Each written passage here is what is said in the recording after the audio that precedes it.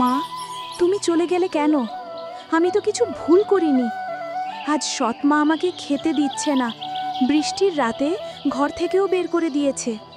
যে মেয়েটি আজ কাঁদছে, একদিন সেই মেয়েই প্রমাণ করবে ভালোবাসা আর সহ্য শক্তির জোরে ভাগ্যকেও বদলানো যায়। একটা ছোট্ট গ্রামে থাকত রিমি নামের মেয়ে। ছোটবেলায় তার মা মারা যায়, বাবা পরে আরেকজনকে বিয়ে করেন। সৎমা লতা দেখতে সুন্দর, কিন্তু মনে ছিল কুটিলতা। রিমি সকালে উঠে ঘরের কাজ করত, রান্না করত, তারপর স্কুলে যেত। কিন্তু লতা সবসময় বলতো, তুই পরে কিছু করতে পারবি না, তুই এই ঘরের দাসী ছাড়া কিচ্ছু না।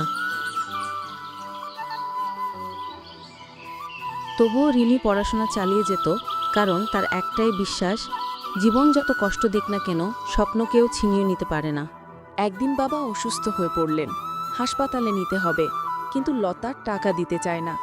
রিমি নিজের গয়না বিক্রি করে বাবাকে বাঁচায়, কিন্তু সৎমা সেই জন্যও তাকে দোষ দেয়। তুই আমার জিনিস চুরি করেছিস। বাবা ভুল বুঝে রিমিকে মারেন। রিমি কাঁদতে কাঁদতে ঘর ছেড়ে বেরিয়ে যায়। রিমি শহরে গিয়ে কাজ পায় এক বৃদ্ধা মায়ের বাসায়। সেই মা তার কষ্টের কথা শুনে সাহায্য করে পড়াশোনায়। বছর কয়েকের মধ্যে রিমি নিজ পরিশ্রমে শিক্ষক হয়।